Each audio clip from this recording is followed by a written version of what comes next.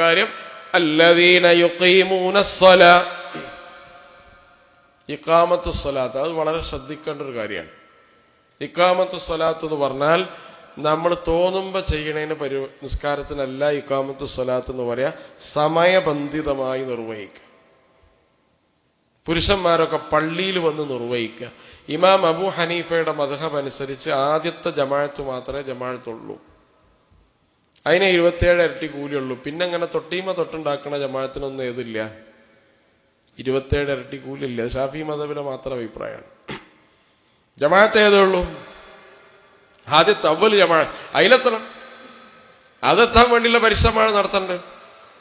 ഇസ്ലാമിൽ 4 അടിസ്ഥാന ഇബാദത്തുകളാണ്. ഒന്ന് ഇഖാമത്തുസ് സ്വലാ, ഈതാഉസ് സക്കാ, സൗമു റമളാൻ, അൻ തഹിജ്ജൽ ബൈത മൻ ഇസ്തതാഅ ഇലൈഹി സബീല.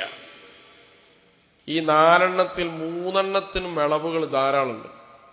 നോമ്പണ നിർബന്ധാക്കിയപ്പോ കുതിബ അലൈക്കും സിയാമു കമാ കുതിബ അലല്ലദീന മിൻ ഖബ്ലിക്കും എന്ന് പറഞ്ഞപ്പോൾ തന്നെ അല്ലാഹു പറഞ്ഞു, യാത്രക്കാരനാണെങ്കിൽ നോമ്പ് നോൽക്കണ്ട, രോഗിയാണെങ്കിൽ നോമ്പ് നോൽക്കണ്ട, രോഗം മാറാത്ത രോഗമാണെങ്കിൽ തീരെ നോൽക്കണ്ട, മുദ്ദു കൊടുത്താൽ മതി.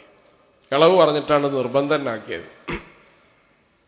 എന്നിട്ട് നിങ്ങൾക്ക് സൗകര്യം ഉണ്ടാകുന്ന സമയത്ത് നോറ്റ് വിട്ടിയാൽ മതി. സക്കാത്ത് പറഞ്ഞപ്പോൾ എന്ത് പറഞ്ഞു? ഹൗല് വേണം, നിസാബ് വേണം. സക്കാത്ത് പറഞ്ഞ 1 കൊല്ലം പൂർത്തീകരിച്ച ധനം മാസ്തിങ്ങളുടെ കയ്യിലുണ്ട്. അതിലൊരളവുണ്ട്. ആ അളവ് എത്തിയാൽ 2% കൊടുത്താൽ മതി. പൈസ ഉള്ളവന് മുഴുവൻ സക്കാത്ത് കൊടുക്കേണ്ട ആവശ്യം ഇല്ല. സക്കാത്തിന്റെ ഒരു അളവുണ്ട്. 3-മത്തെ ഹജ്ജാണ്. ഹജ്ജ് ശാരീരികമായും സാമ്പത്തികമായും ശേഷിയുള്ളവൻ ചെയ്താൽ മതി. നിസ്കാരത്തിന് അങ്ങനെ ഒരു ഓപ്ഷനേ ഇല്ല. നിൽക്കാൻ പറ്റില്ലെങ്കിൽ ഇരുന്ന് നിസ്കരിക്കടോ എന്നാണ് പറഞ്ഞത്. ഇരിക്കാൻ പറ്റില്ലെങ്കിൽ കിടന്നോ.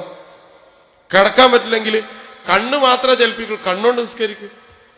ബോധമില്ലെങ്കിൽ ബോധം മാത്രമുണ്ട്, ശരീരം അനങ്ങണില്ല, വെന്റിലേറ്ററിലാണ്, എന്നാ ഒഴിവാക്കിക്കൂടെ. ഇല്ല, ബോധം കൊണ്ട് നിസ്കരിക്കും. ബോധം കൊണ്ട് വാപ്പ അങ്ങനെ കിടക്കുമ്പോൾ ബാങ്ക് കൊടുത്താൽ വാപ്പാനെ നിസ്കരിപ്പിച്ചിട്ട് നിങ്ങൾ പള്ളിയിൽ വരണം. കാരണം അവ്വൽ വക്തിന് ആര് നിസ്കരിക്കണം?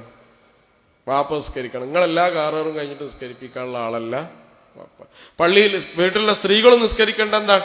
ഈ പള്ളിയിൽ 12:51 ദുഹറെങ്കിൽ 12:51 വീട്ടിൽ നിസ്കരിക്കേണ്ടത്.